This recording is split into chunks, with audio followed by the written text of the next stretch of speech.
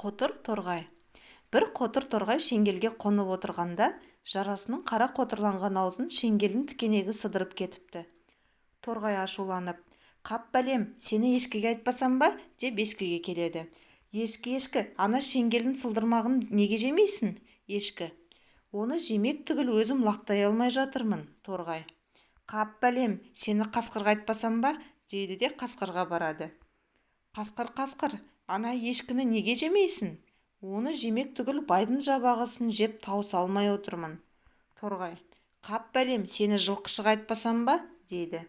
Жылқышы, ана қасқырды неге ұрып алмайсың? Жылқышы: «Оны ұрып алмақ түгіл өзімнің ұйқым қанбай жүр». Торғай: «Қап бәлем, сені байға айтпасам ба?» дейді. Байеке, ана жылқышынды неге сабамайсың? Бай: «Оны сабамақ түгіл өзіміз қоспамды тауыса алмай отырмын». Торғай: «Қап бәлем, сені тышқанға айтпасам ба?» деп тышқанға келеді. Тышқан, байдың қоспасын неге жемейсің? Тышқан: «Оны жемек түгіл өзім інімді қаза алмай жатырмын». Торғай: «Қап бәлем, сені балаларға айтпасам ба?» дейді. Балалар, ана тышқанды неге ұрып алмайсыңдар? Балалар: «Оны ұрып алмақ түгіл өзіміз асығымызды ойнай алмай жатырмыз». Торғай: «Қап бәлем, сендерді кемпірге айтпасам ба?» дейді. Кемпір, ана балаларды неге ұрмайсың? Кемпір: «Оларды ұрмақ түгіл өзім жүнімді сабай алмай жатырмын». Торғай: «Қап бәлем, сені құйынға айтпасам ба?»